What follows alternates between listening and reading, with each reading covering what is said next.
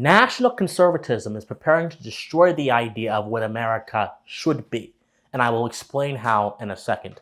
My friends, there was a meeting of intellectuals, politicians, journalists down in Florida quite recently as of the posting of this video, called NatCon 3, which is short for National Conservative Conference 3. It is held by the Edmund Burke Foundation to advance an ideology, a set of principles called national conservatism. Now, many of you, especially those of you who are American, may not necessarily understand the difference between national conservatism and general conservatism, and I'll explain to you what the difference is.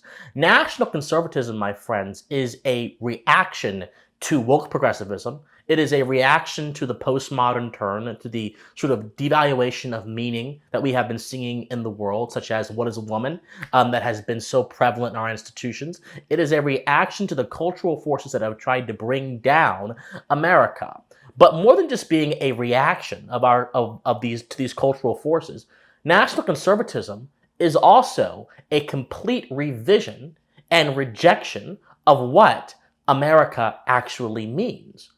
America is really based in the ideas of classical liberalism, of individual freedom, of free speech, of tolerance towards people who endorse the broader frame of America and who seek to live in the society peacefully, of pluralism, having many different sorts of people come into society who accept the general principles. That's what America was about. And America asserted those principles, or rather our founders did, against a tyrannical king that wanted to keep Americans into bondage. But national conservatism says that idea of America is not bad. In fact, national conservatives say that the focus on individual liberty and individual rights is exactly what opened the door to wokeism and progressivism to come in and destroy the culture.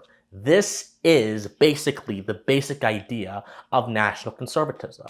And so don't take my word for it. On their own website, here's how national conservatives describe themselves. They say the following: "We see the rich tradition of national conservative thought as an intellectually serious alternative to the excesses of purist libertarianism and in stark opposition to political theories grounded on race." Now, in addition to their website, national conservatives also have a manifesto that resides on the American Conservative website, which I'll be going through here in a second, which the first part of it says the following: "We are citizens of Western nations who have watched with alarm as the traditional beliefs, institutions, and liberties underpinning life in the countries we love have been progressively undermined and overthrown." So they see themselves as a cultural reaction.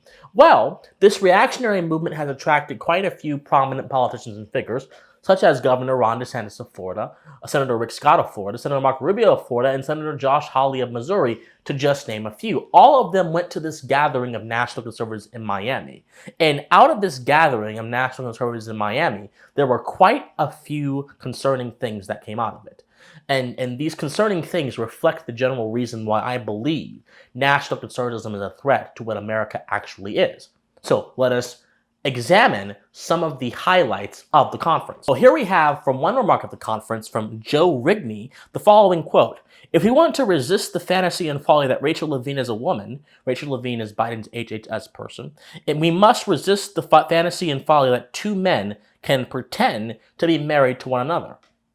This conference is bankrolled by Peter Thiel, who is a gay man who happens to be married. Keep that in mind.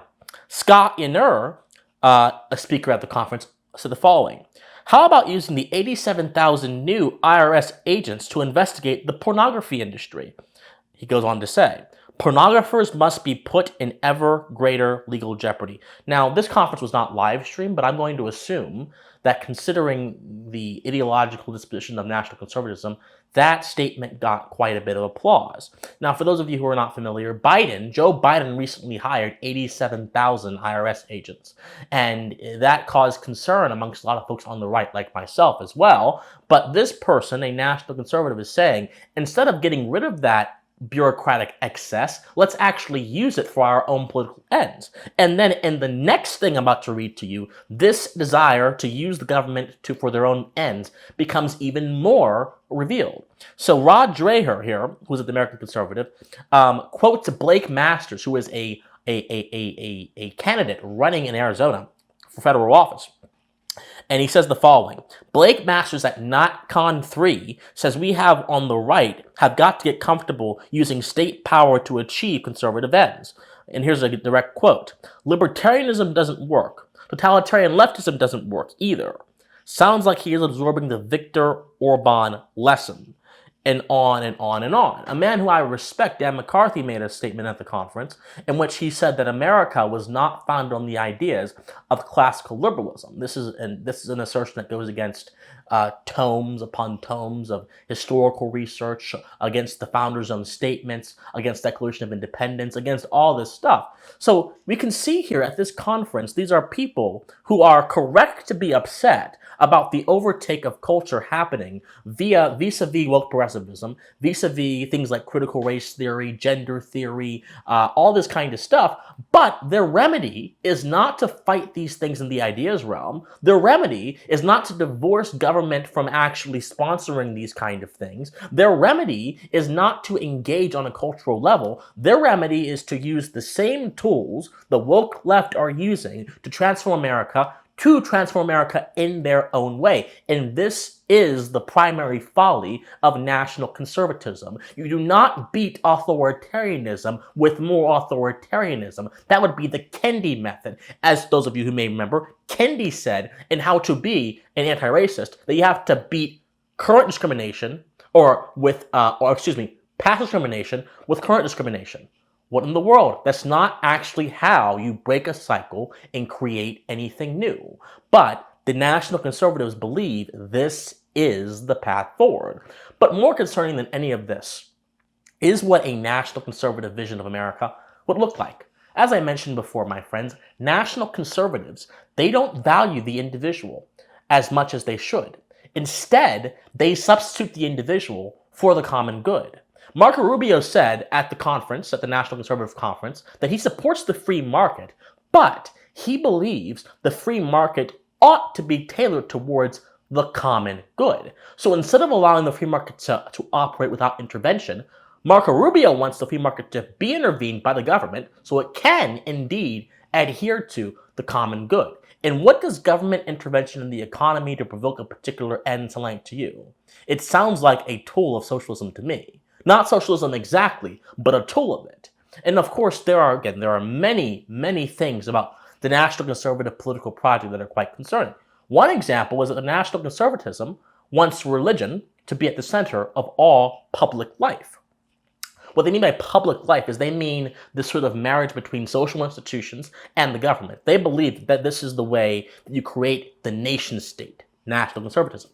So, in this area where the nation state exists and where social institutions are married with the government, religion, particularly Christianity in their words, would indeed influence the government and influence cultural and social institutions. But they say in their manifesto that this influence would not be absolute. In your private lives, you would be able to do whatever you want and practice whatever you want in your private lives. And then they add, and in your homes. So by private life, they mean home. But what about when you're outside of your home? What about when you're in everyday society? The National Conservatives want you to operate according to their singular principle. They don't want a society where a lot of different viewpoints can exist and coexist. They want a society of uniformity and of stasis. And my friends, human life cannot exist in the presence of stasis. Human life is a dynamic force that requires conflict, that requires struggle, that requires thinking and critical thinking. And when you have an entire society based upon a particular institution or a particular religion, and that society is wedded to that idea and attacks or gets rid of any attempt to critique that idea, you do not have a society of free thinkers. You have a society ruled by tyranny, foot in knee. You have a society ruled by abstract ideas that have wormed their way into the very real concrete life of the individual. And of course, another problem of National Conservatism is its emphasis on the common good. What common good? The common good, my friends, is one of the most elusive political concepts I think that exist in political theory. There are different ideas of it. There's the pre-medieval idea of the common good, which puts more emphasis on society and the progression of your fellow man. Then there's the Enlightenment idea of the common good, which puts more emphasis on protecting individual rights, and individual rights being held amongst all of us is therefore common good. And then you have the sort of 20th century idea of the common good that people like Michael Sandel, who's a theorist, and other folks like to progress, that basically says that community matters more than the individual, and we have to consider the community and the common good more than the individual. And this is the idea. That idea mixed with the pre-medieval idea is what national conservatism wants to advance. They believe the common good, whatever that might mean, is more important than individual rights. And in being more important than individual rights, we should therefore make policy on the basis of this. This is why national conservatives support government support of marriage and government support of childbirth. National conservatives support tariffs and protectionism to protect the common good, to protect the worker from the market, so to speak, from potentially bad market outcomes. National conservatives support using the government to penetrate into areas of life that they believe require government influence and they believe need to be a certain way. That's what they support. And the fact that we have major politicians in America supporting this illiberal, anti-American idea concerns me. My friends, I am a conservative, but I am a constitutional conservative. I am someone who believes in the values and foundations of the United States Constitution.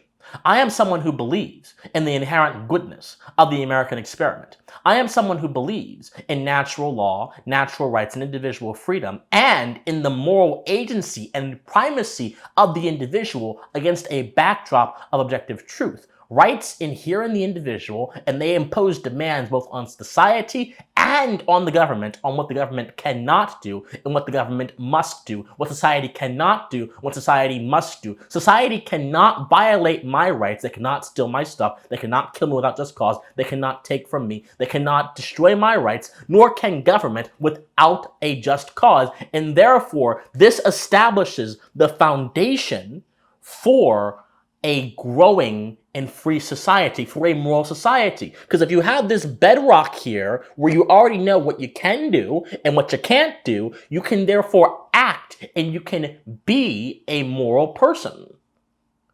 The problem with national conservatism, my friends, beyond its rejection of America's actual history, beyond its disgrace of the individual, beyond its clear antecedent to tyranny, beyond its revisionist history, beyond all of this, the real problem with national conservatism is that it presumes that force, government force particularly, creates something.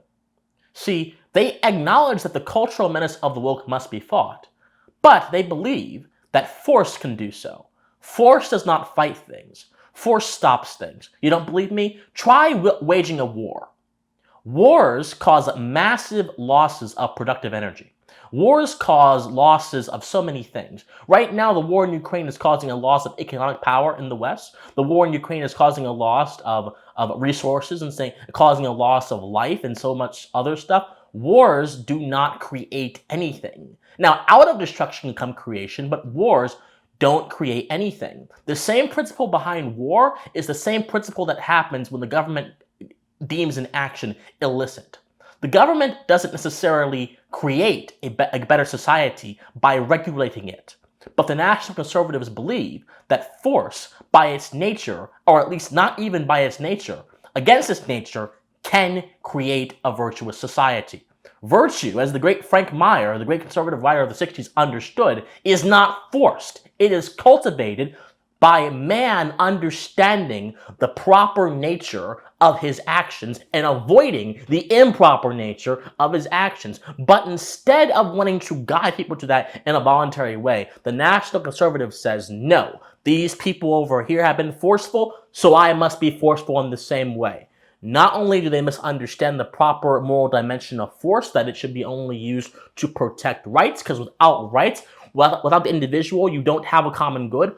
Without the individual, you don't even have a basis for religion. Without the individual, you don't have anything. Christianity is actually based on the freedom of the individual to choose his or her relationship with the deity and with eternity. But instead of acknowledging these very key ingredients, the National Conservative defaults to primal nature, defaults to brutality and bestialness.